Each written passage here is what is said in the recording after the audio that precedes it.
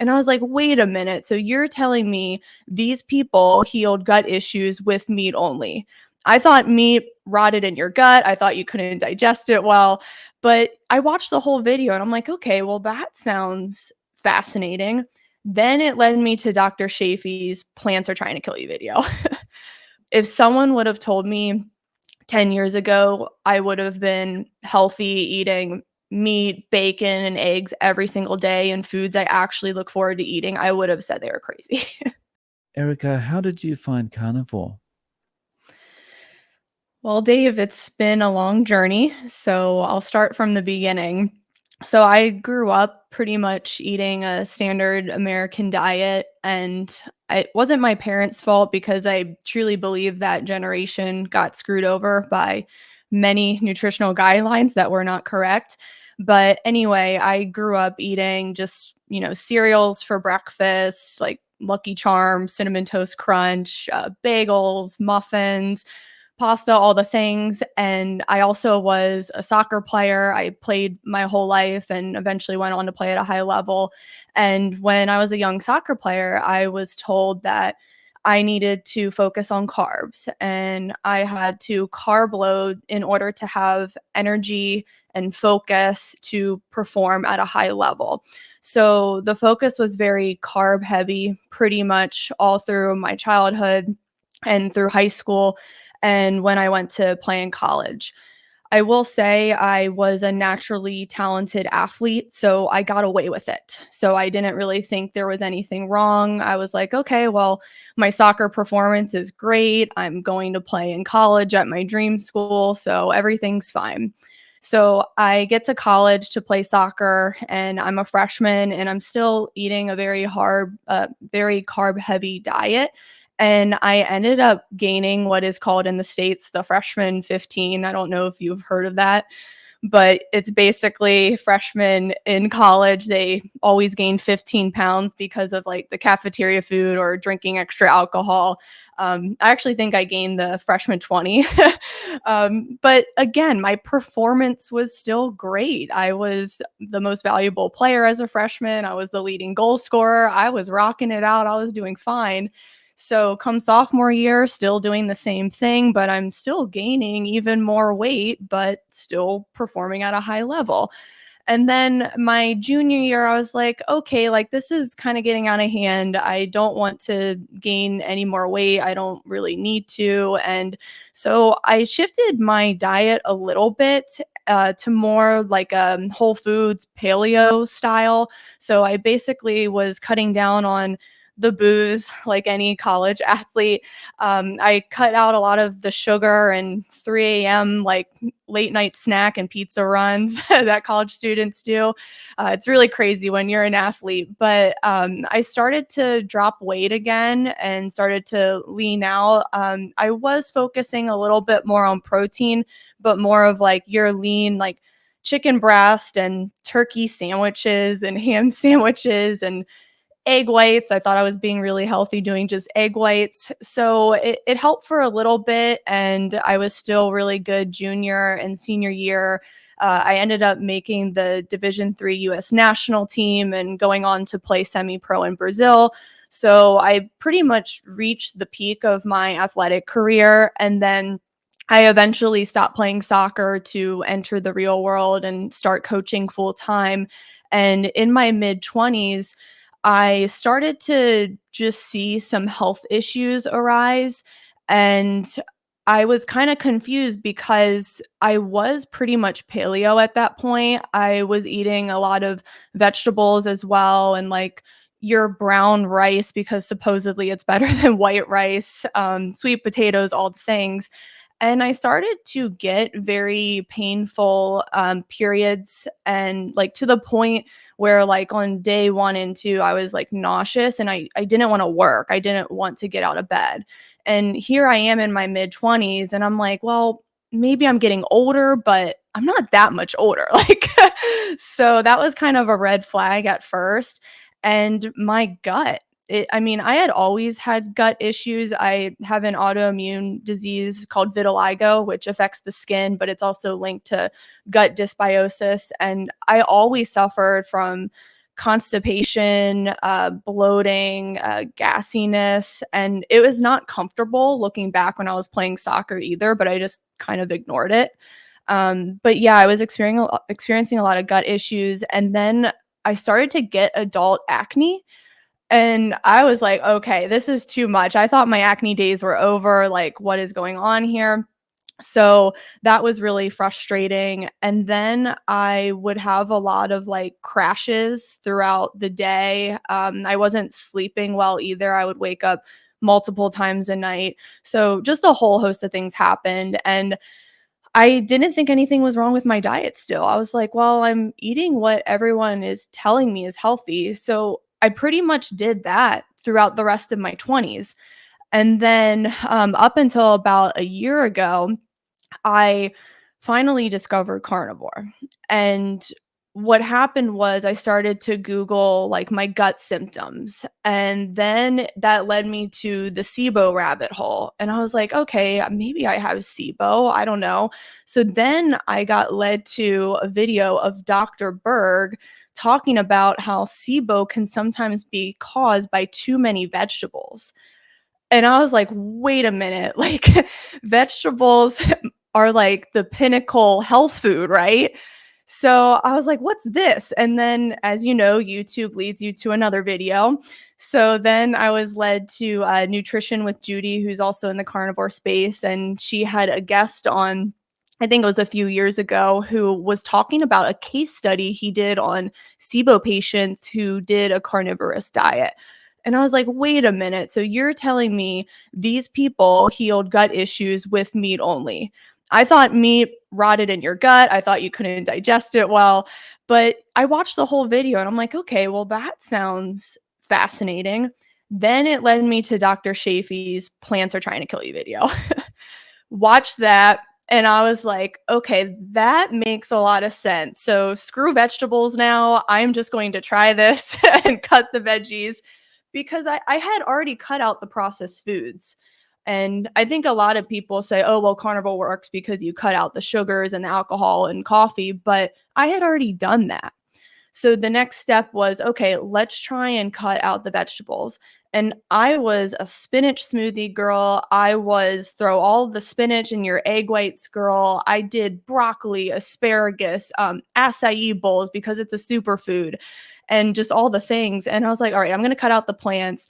And within a week, my gut was finally perfection. Like it was a miracle. And I was like, how is this pain free now? Like I am no longer bloated. Like my stomach is flat without even trying. And that sold it for me.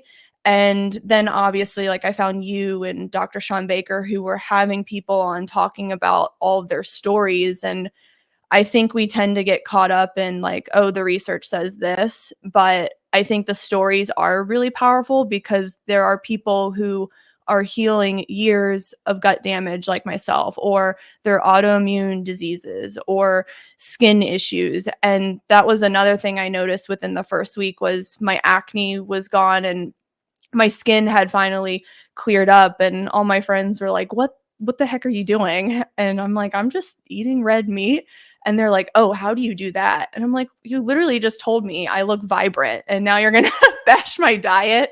So yeah, I mean, it's just been a long journey and I'm happy to share more benefits for my health. And I still train like an athlete too, but it's just been a miracle to be honest. And if someone would have told me 10 years ago, I would have been healthy, eating meat, bacon, and eggs every single day and foods I actually look forward to eating, I would have said they were crazy. Your gut's improved, acne's gone. Anything else like that has improved that you've noticed that perhaps helped you in your coaching or in playing soccer?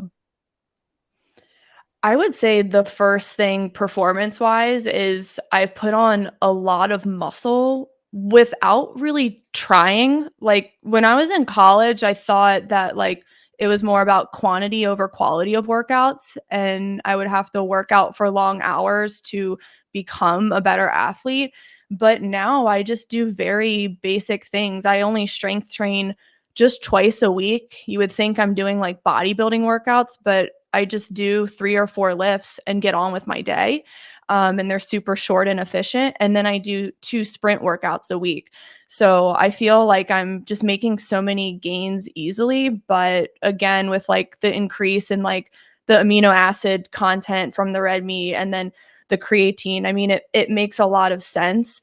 But I just wish I knew this back in college because, yes, I was performing at a high level, but I can't help but think, man, I could have been Superwoman or my pro career could have gone way longer than to my mid 20s. So the performance benefits have been great. And then also my recovery in between workouts is a lot quicker. I'm rarely sore. I'm about to turn 35 this year, and this shouldn't be happening. Like, I should be feeling like achy or sore after a lower body workout, but I don't really have muscle soreness anymore. And I feel very fresh and energized throughout the whole day, very stable, and I don't have crashes anymore like I used to. So, yeah, the performance benefits have been really great. And then in terms of, I do a lot of like speed training where I'll time my sprints with a timing system to get like my exact mile per hour number. And I am running faster as a 35-year-old than I was as a 20-year-old college soccer player. And again, like something like that should not be happening. And even like I coach girls now, and even I'm running faster than high school girls. And I'm like, what is going on here? So yeah, it's just been crazy for soccer performance. So on the point of you wish you'd known about this earlier, um, as a coach, are you kind of tempted to say to some of the girls you're coaching, you could think about doing this kind of diet. If you go on a meat heavy diet, that's going to help you with your performance. Oh yeah. Since I've seen the benefits for myself, I've been trying to educate the girls I coach on a weekly basis about the benefits of red meat. Because in the sports nutrition world right now, I mean, you see dietitians online posting like sample meals of what teenage girls should be eating for soccer. And the most common ones are like, oh, have a bagel with cream cheese for breakfast, have cereal, and then have like crackers as a snack, then have a gel pack for quick carbs and sugar before kickoff or before the game starts. And then post meal have like pasta and lean chicken breasts. I mean, I guess they got the chicken right for the protein, but it's not that great. So I'm up against a beast that is the nonsense of sports nutrition right now. And I mean, a lot of dietitians are just very old school and they're just misinformed from their education. And I'm just trying to teach the girls that red meat is healthy for you. And a lot of teenage girls now are very protein deficient. They're definitely very iron deficient, and they're very like zinc and magnesium deficient. And the food that has the most of those vitamins and minerals is red meat. So a lot of them were really surprised to hear that there are so many nutrients in red meat. And I was like, yeah, it's actually like the original superfood, just FYI. And they're like, wow. And some of them are starting to catch on, which is really cool. And they'll tell me that they'll eat steaks for dinner, or if they're at a restaurant, they'll order like the ribs or a burger at least, which is a start. But I realize that it's going to be a while to really shift a lot of their mindset, because a lot of them are on Instagram and TikTok and they see what these dietitians are recommending. But it only takes, it'll only take just one to really improve her performance, because to notice she's improving her performance because she's eating more red meat. And then, it becomes like, hopefully becomes like this domino effect, and everyone goes, okay, well, we can't let her get the better of us. Yeah. I actually had a girl say that she had a steak for lunch and she was like, Erica, like, I had so much energy the rest of the day. I was also full the whole day. I didn't have to constantly like graze and snack. And I think that's another misconception, at least in the athlete world. It's like you have to snack all day and constantly think about food. And sometimes I think with the younger generation, that can cause a poor relationship with food because you're so obsessive about, okay, well, what am I eating next? What's my next snack? Like am I going to have crackers or a yogurt or a gel pack? And it becomes this chore. So I'm glad at least one girl saw a benefit of, oh, I didn't really need to think about it. I just kind of went on with my day. And that's what I've noticed for myself too. Like I just eat until I'm full, and then I go throughout my day and I'm able to be productive and live my life and not let food or my next meal run my life. And then I just basically eat when I'm hungry again. I mean, I feel like it's so simple, but you still see people just complicating it so much. Right, and, how it's just so nice to be able to eat something and then not have those dips and be like, "What am I gonna have next? What's next? I need to plan something." It's just you just got this nice constant energy. Mhm. I think that's the biggest one too is I just feel like my brain's just always lit up and I'm coming up with new ideas for my training or just I'm just like more productive with my day and just wanting to like get out and do things. And I don't know, it's just I feel like I'm enjoying life a lot more. So yeah, it's like food's not running my life anymore. And back in college, I just was still being told that I needed to like plan all my snacks out and like have like, my fig bars ready to go and like be ready for kickoff and pack something for halftime to have some sugar at halftime and have my Gatorade. And it's just so sad looking back because I think a lot of athletes, again, they're just like, well, my performance is good, so this all is correct. But then the health issues can manifest in your 20s when you retire or in your 30s. And not a lot of these dietitians are talking about that. And you see them all recommending these processed foods and too carb focused and too lean meat focused. And it's super low fat, which is terrible for female health. And I mean, that's definitely why I got the menstrual cycle issues for sure. And yeah, it's just I think athletes think, "Oh, well, if I have performance, I'm fine." But with carnivore, I've found that I can have both high athletic performance and health. And I think athletes believe they have to sacrifice their health to have good performance. But I don't think that's the case anymore. Have you had any pushback from anyone about this? Like, anyone's kinda saying, "Oh, you're crazy. What's this all meat thing?" Yeah, my parents a little bit, but again, it's not their fault. They just grew up during a time where it was very, like, low fat, like, high sugar focused, but to their credit, my dad, he did make a lot of steak for us when I was growing up, and I remember really enjoying steak as a kid. Like, I always liked it, and, kids are really smart. They intuitively know what tastes good, and, now, like, my dad is starting to have more steak in his meals, and he just bought his own grill, and I think it's kind of inspiring them because they're like, "Wait a minute, Erica seems really vibrant now, so there must be something to this." So, how are you eating day to day? How Mhm. often and what kind of meals?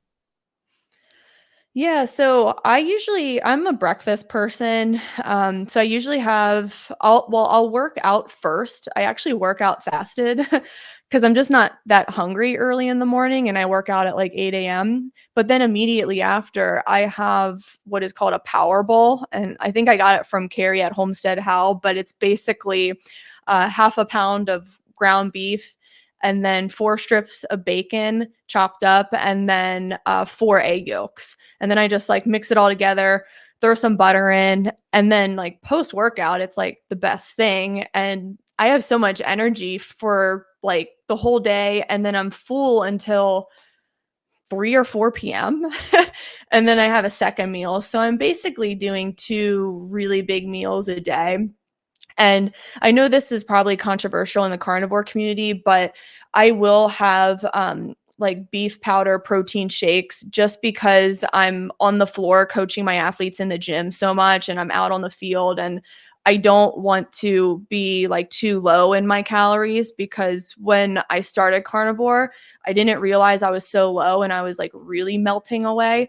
So I'll do like the shakes to just have some extra calories throughout the day and get something in while I'm like on the go because I don't want to be that trainer that eats at steak out of Tupperware in front of their athletes. So I just sip my shake on the weekdays when I'm coaching. But I'm really thriving off of ground beef, bacon, and eggs, lamb. I might have salmon from time to time, but I'm finding I don't really crave it anymore. It's really weird. And then I don't eat chicken breast anymore. I haven't had chicken breast in over a year and don't really miss it.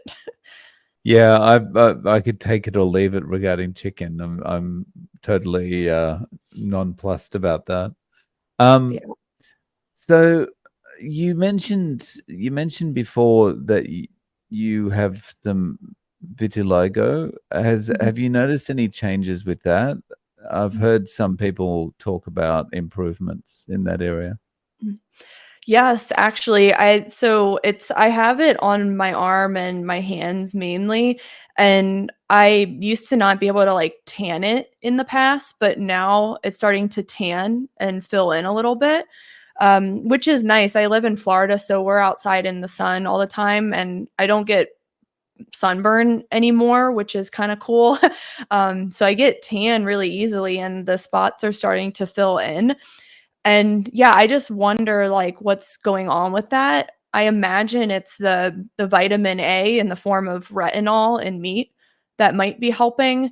But either way, I'm happy with it. And I've actually heard from other carnivores, even I think Joe Rogan said that his vitiligo was filling in. And then who's the guy from Carnivore today? Adam? I think Adam Yeah, has Adam. vitiligo too. Yeah, I think he was talking about it as well. But yeah, that's just been another added bonus. And I think like when you hear these carnivore stories, people say, "Well, yeah, I'm like feeling good," and they give like these subjective things. But then it becomes more convincing when like physical changes are actually happening, and that's kind of our ammunition against like the people who are anti-carnivore because they're like, well, there's no like, it's all subjective. And I'm like, but people are healing vitiligo. People are having better poops now. That's a physical thing that you can actually see. And there's just like so many things where it's like, oh my gosh, like this is actually happening. And even just like looking at yourself in the mirror and being like, wow, I have muscle mass with not even trying. And I just think that just makes it all more convincing when all these like actual physical health things are happening in people. It's undeniable when you see, like, that was the big thing for me. Someone that does absolutely zero exercise, suddenly I'm looking, going, I've got muscle, and like I've never felt this. I've never been defined at all. You know, I was defined by a beer gut before. That was it. And yeah, to actually Yeah. have muscle is amazing. That's so awesome, Dave. And I've heard that too from other people who just they don't really work out that much. They might like go for a walk every day and that's enough, and they have like a six pack. And I experimented 6 months ago. I was like, you know what? I'm just gonna take a month off from lifting weights and just walk my dog every day for an hour and still had a six pack like without even trying. And I think, that's an important message for women who think that they have to really kill themselves in the gym and do like hours on the treadmill and like restrict like certain calories or whatever and just under eat. Like I think that's just such an amazing message. And that was another thing about carnivore. It's like I feel it's very freeing for a lot of women who have had like weight loss or maybe like body composition issues. Um, so yeah, I think it's just so crazy. Like you can stay ripped with hardly doing much.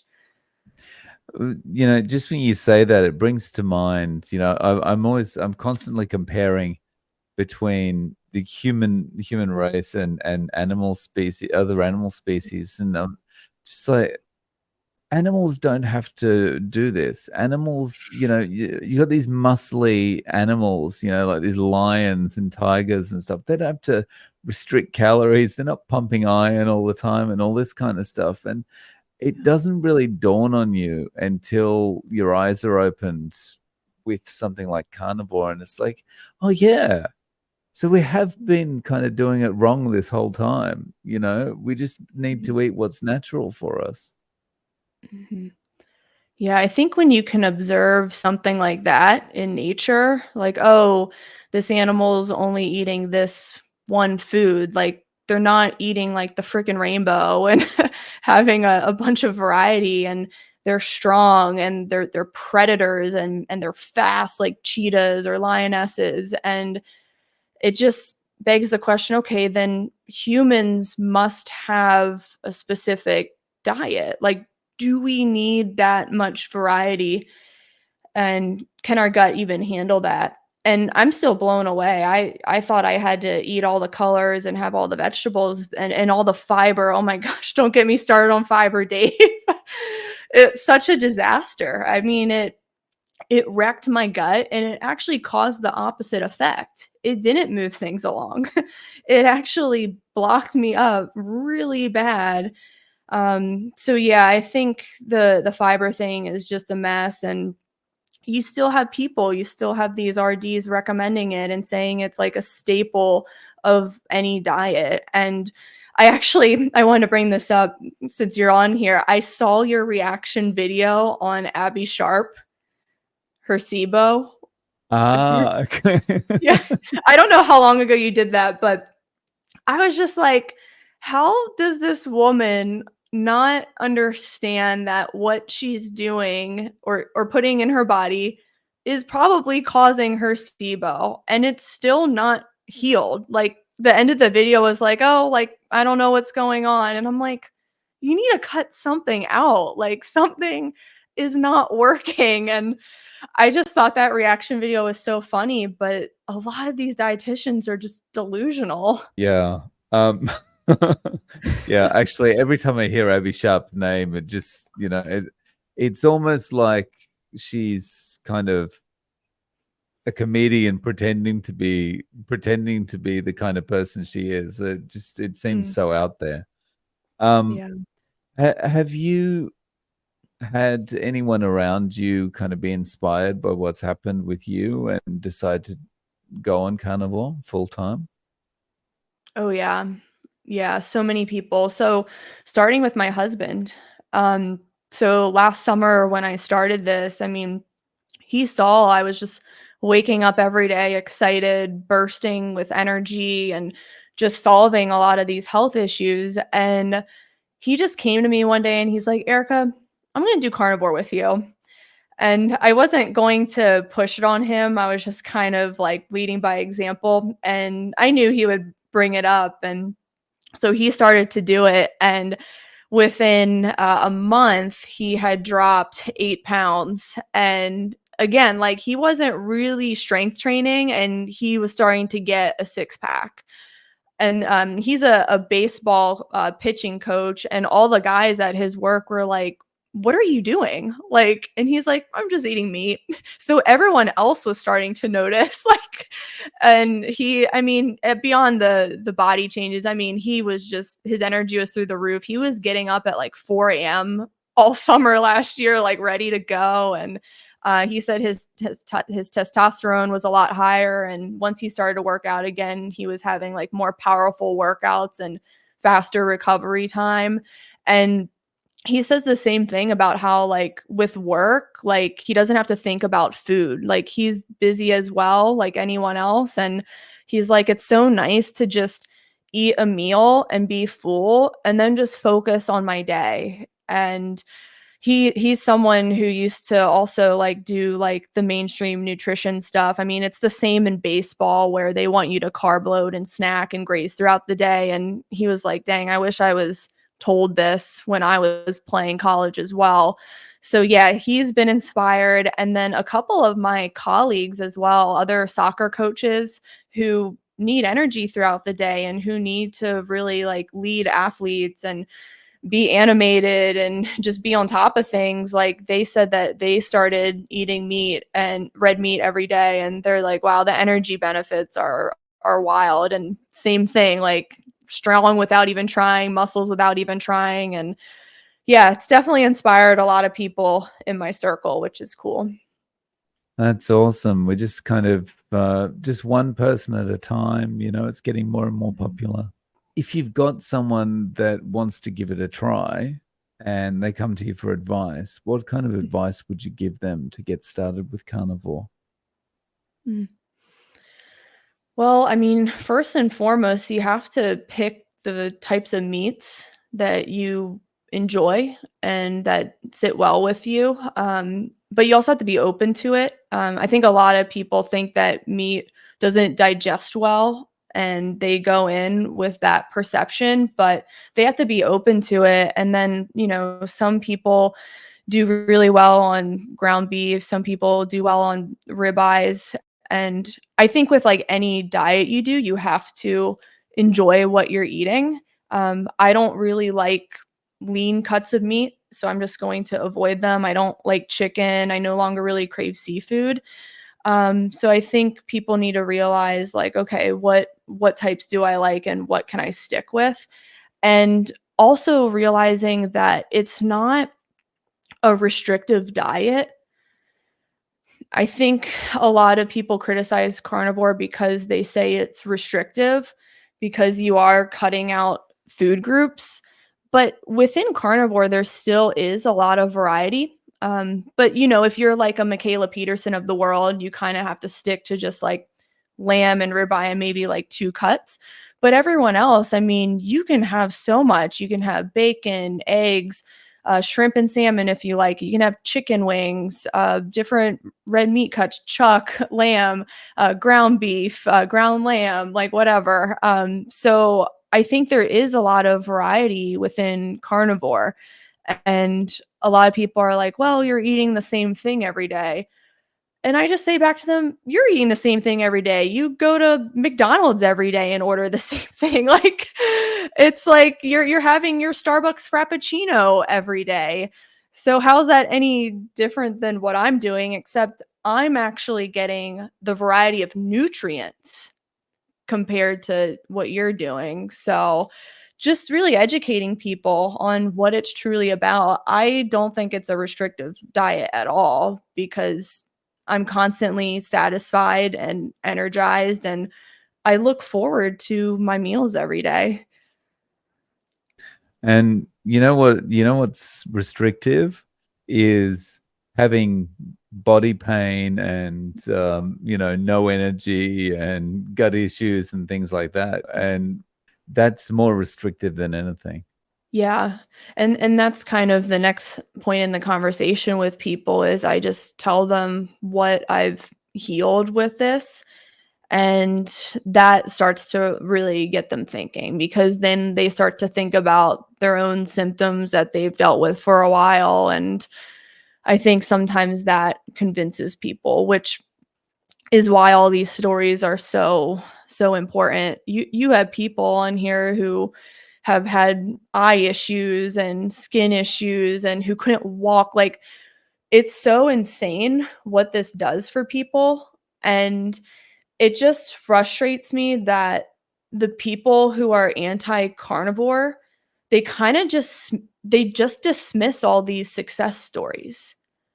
They just jump to, well, this is a dangerous diet because the studies say this and cholesterol and you need fiber and this is dangerous. But then like in the comment section, there's people being like, I healed autoimmune, I healed this, I healed that. And they're just ignoring these people. And it just blows my mind. And you probably know who I'm talking about. I mean, there's like Lane Norton and Jordan Syatt and Dr. Ids and nothing against these people. I'm sure they're good people, but it's just frustrating when these professionals dismiss these health success stories, these chronic health conditions. Yeah. I mean, the classic one, I think I heard it from Lane Norton recently, was, well, of course they're getting better because they're cutting out all the junk from their diet. And it's like, yeah, that's half the story, but that's not the whole story. Because if I cut out all the junk and I was just eating lettuce, I'm not going to see the same improvements, you know? I heard that too. Was it on the Chris Wilmanson podcast? I think he was on a Yeah, I think it might be because I think that's the most recent one that's out with him doing an interview. Yeah.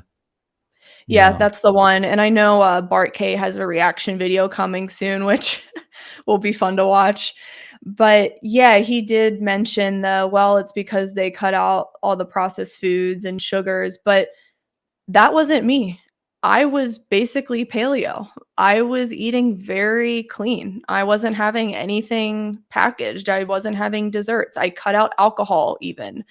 And I still was having gut issues, hormonal issues, and skin issues that were awful for my confidence. And I was so confused. I'm like, I am eating a whole foods diet. But the reality is, people, especially with autoimmune, not everyone can handle vegetables. I know a lot of people who have issues with vegetables. I just talked to an Olympic track athlete last week, and she runs the 400 meters. She's broken world records. She was a bronze medalist in the last Olympics, and she basically does a carnivore diet. And she says, "I don't eat vegetables. I just can't handle them, and my performance and health are the best they've ever been." And I just think a lot of these people need to realize that we need to get away from the vegetables are healthy for everyone. I hate vegetables. They're so bitter and ugh.